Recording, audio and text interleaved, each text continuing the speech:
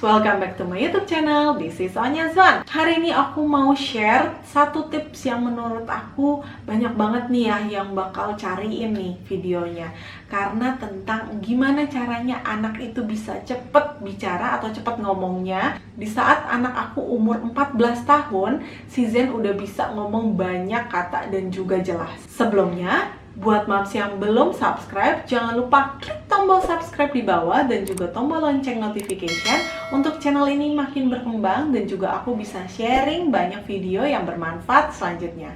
Oke, kalau udah, yuk langsung aja. Nah, tips yang pertama itu adalah membacakan buku sedini mungkin. Jadi dulu si Zen, sewaktu dia masih kecil, jadi sekitar usia 2 bulan, itu aku udah beliin buku-buku untuk dia yang bisa aku kasih lihat untuk aku bacain. Jadi buku-bukunya bisa buku cerita atau buku yang simple-simple aja. Jadi aku waktu itu belinya buku-buku yang ada mainan mobil-mobilan, ada juga buah-buahan, hewan-hewan untuk aku tunjukin ke dia. Nah, di saat itu dia mungkin belum menunjukkan ketertarikan terhadap buku ya, karena mungkin masih belum bisa ngelihat dengan jelas. Tapi nggak apa-apa, itu terus kita kasih lihat, terus kita bacakan setiap hari. Nanti pasti otak itu akan menstimulasi gambar-gambar dan juga omongan yang kita utarain ke dia.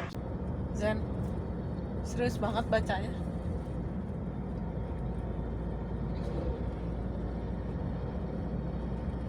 Ada apa itu? Oh, kereta. Kereta suaranya gimana? Tut tut tut. Suara. Suara. Suara.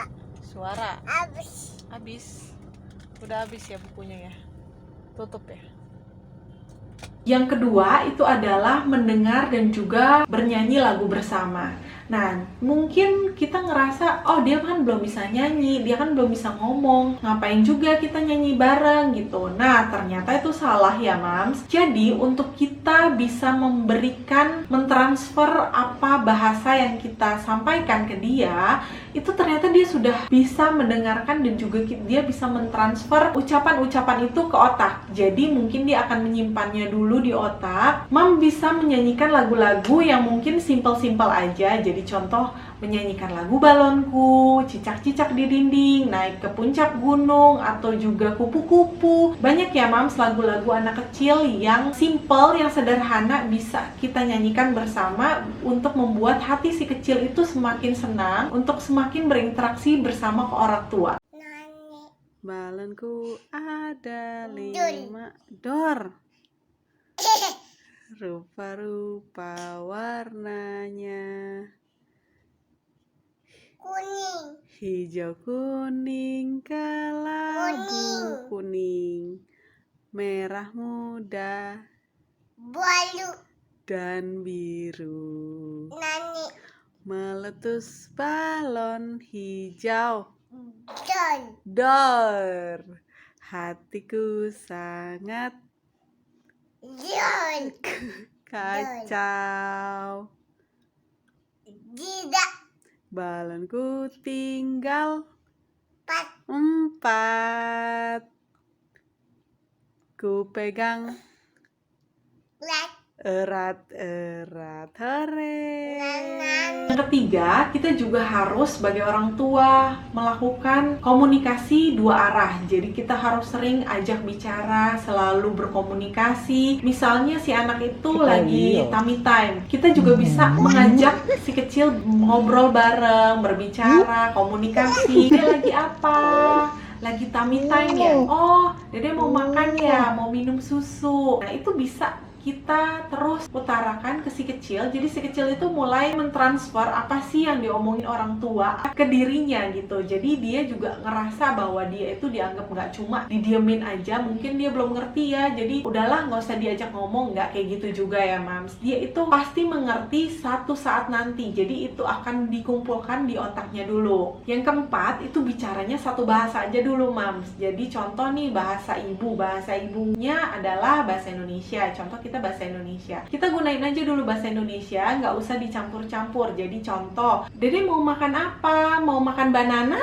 Nah, sedangkan makan itu bahasa Indonesia, banana itu bahasa Inggris. Jadi mendingan menurut aku fullin aja dulu bahasa Indonesia. Di saat dia udah bisa ngomong bahasa Indonesia nantinya, dia udah bisa mulai bicara, mulai ngomong, kita nggak apa-apa, kita baru ajarin dengan bahasa-bahasa lain, contoh bahasa Inggris, bahasa Mandarin, itu nggak apa-apa. Yang kelima itu bermain kata sederhana. Bermain kata sederhana ini contoh misalnya kita bisa memberikan permainan kayak cilukba, atau misalnya buka, tutup, terus juga bangun, tidur. Kata-kata sederhana yang biasanya dilakukan rutinitas atau aktivitas sehari-harinya ternyata sangat mempengaruhi stimulus si kecil untuk cepat bicara ya Mams. Jadi membuat dia itu senang, membuat dia happy dengan permainan-permainan dengan kata-kata sederhana yang selalu diucapkan, itu akan membuat dia itu semakin ingin ngomong, semakin ingin berbicara gitu. Yang keenam itu bisa kenalkan objek-objek sekitar yang ada di rumah ya Mam. Contohnya itu ada jam, ada kursi, ada meja, itu kita kenalin ya kan, ada piring, sendok, TV,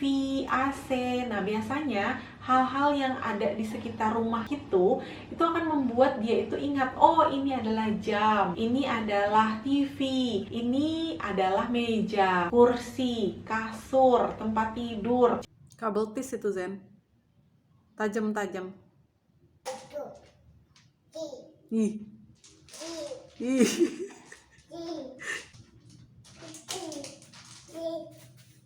Awas. Batu. Mana batunya? Coba. Nggak dicoba. Mana? Mana?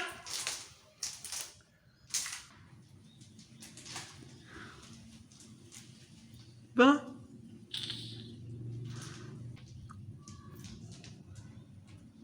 Naik. Naik. Nggak naik, nggak naik. Batu. Batu. Coba. Coba. Nggak dicoba. Coba. Taruh.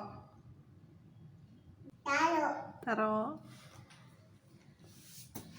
Yang ketujuh adalah perbaiki ucapan yang kurang tepat di saat bayi mengucapkannya ya Mams. Jadi contoh nih, si bayi itu ngucapin kata-kata yang menurut dia itu benar tapi menurut kita salah. Contoh misalnya kalau anak aku ini ngomong perosotan, dia ngomong sotot. Nah kan kita juga bingung ya, tapi tetap aja walaupun mungkin belum berubah kata-katanya, tetap kita omongin kata-kata yang benar. Jadi itu perosotan Zen, itu perosotan. Iya mau main perosotan ya, seperti itu. Ngomong kaos kaki, dia ngomongnya os kaki, kita tetap menyebutnya dengan kaos kaki. Jadi jangan kita ngikutin apa kata-kata anaknya, tapi anak yang harus ikutin kata-kata kita karena kata-kata kita adalah yang benar. Telinga. Telinga. Kepala. Kepala. Papa. Kepala. Kepala. Peter. Pinter. Satu. Satu. Satu. Satu. Dua. Satu. Satu. Kaki. Kaki. Kepala. Kepala. Betul. Betul. Rumah. Rumah. Ikut. Ikut kemana? Mau. Mau apa? Taruh. Mau taruh? Kemana? Taruh. Yuk. Yang kedelapan adalah hindari penggunaan bahasa cadel atau bahasa bayi yang biasanya orang-orang itu sering ngomong nih, kayak misalnya Zen mau minum apa? Minum cucu ya, mimi cucu. Nah itu akan membuat si kecil itu jadi beranggapan bahwa kata-kata yang benar adalah mimi cucu, bukannya minum susu. Dan lapel, mau mam, atau misalnya juga ini suami aku sering ngomongin tuyun ya, mau tuyun. Nah sebenarnya kan ngomong yang benar adalah turun. Jadi itu membuat dia beranggapan bahwa kata-kata yang benar itu adalah tuyun, bukan turun gitu Mams. Jadi jangan ya, jangan menggunakan kata-kata cadel atau bahasa bayi lagi. Yang kesembilan itu sangat-sangat hindari penggunaan gadget atau handphone ke si kecil. Jadi anak aku, si Zen ini, itu tidak aku kenalkan gadget ataupun handphone itu sampai sekarang. Jadi sampai si Zen ini umurnya 1 tahun 5 bulan, itu tuh aku nggak kenalin gadget dan juga handphone sama sekali ke dia. Jadi gadget atau handphone yang aku pakai itu cuma untuk mendengarkan lagu aja ya. Biasanya aku pakai di Spotify, aku cari-cari lagu yang mungkin cocok untuk didengarkan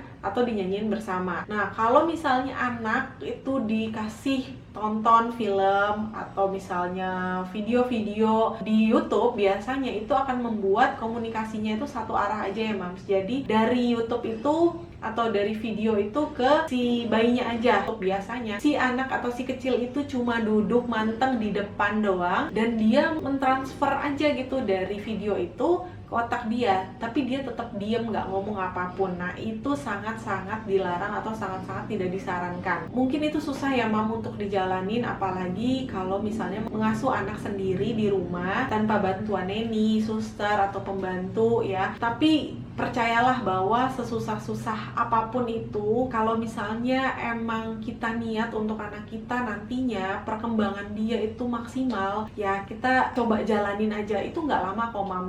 Kayak nunggu 1 tahun, 1,5 tahun, ternyata efeknya gede banget ya Mams ya. Dimana kalau kita kasih gadget, anaknya itu jadi malah diam atau malah males ngomong atau berbicara apa yang dia pengen utarain. Jadinya anak itu kalau misalnya dia mau ngutarain sesuatu tapi dia masih belum bisa ngomong, jadinya tantrum atau kayak cranky gitu atau rewel karena kok kayaknya nggak ada orang yang ngerti maksud dia itu apa. Jadi aku saranin banget buat Mams di luar sana, mungkin awalnya susah banget untuk tidak mengenalkan gadget, tapi percayalah bahwa pasti ada maksud tertentu kenapa IDAI itu juga menyarankan untuk tidak menggunakan gadget selama 2 tahun pertama golden age-nya si kecil. Yang terakhir itu jangan lupa untuk apresiasikan si kecil apapun yang ia lakukan. Jadi mungkin kata-katanya mungkin belum terlalu jelas, kata-katanya juga belum terlalu kita ngerti gitu ya, tapi dia untuk bisa ngomong, untuk kita terus ajak berbicara, kita tetap apresiasiin itu. Mau benar ataupun salah tetap kita apresiasikan. Kalau salah baru kita bantu untuk memberikan kata-kata yang benar. Nah, mungkin itu aja Mams kira-kira tips yang bisa aku sharing di video kali ini buat Mams semua yang mungkin anaknya masih belum bisa ngomong, mungkin udah 2 tahun masih belum bisa ngomong, 2,5 nggak apa-apa, tenang aja, yuk kita sama-sama belajar, kita sama-sama mau melatih anak kita untuk bisa berkembang lebih baik lagi. Jadi jangan berkecil hati kalau misalnya memang sudah dilakukan beberapa tips ini dan ternyata masih belum bisa. Mams juga bisa berkonsultasi ke dokter ataupun terapi-terapi tumbuh kembang di kota Mams. Itu juga nggak apa-apa, nggak masalah. Yang penting semuanya demi kebaikan si kecil. Oke, thank you so much buat Mams semua yang udah nonton. Jangan lupa klik subscribe, like, dan juga komen di kolom komentar di bawah. Kira-kira video selanjutnya aku mau bagi-bagi tips apa lagi ya. Thank you so much for watching. Bye-bye.